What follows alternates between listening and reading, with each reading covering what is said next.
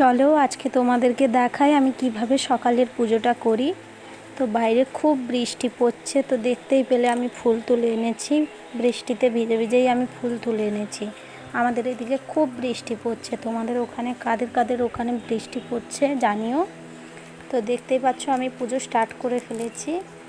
তো দেখতে থাকো পুজোটা।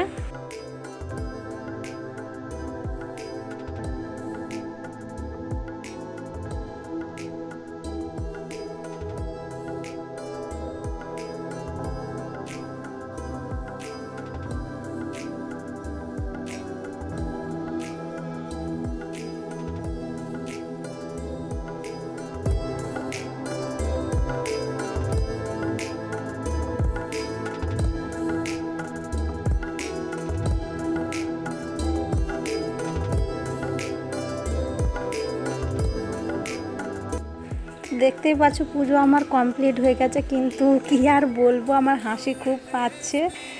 কারণ আমি প্রদীপ জ্বালাতেই ভুলে গেছি, প্রদীপ ধূপবাতি। তো বুঝতেই পারছো মানে ভিডিও করার সময় আমি নার্ভাস হয়ে পড়েছি, তো প্রদীপ জ্বালাতেই ভুলে গেছি। তো তারপরে আবার প্রদীপ জ্বালালাম।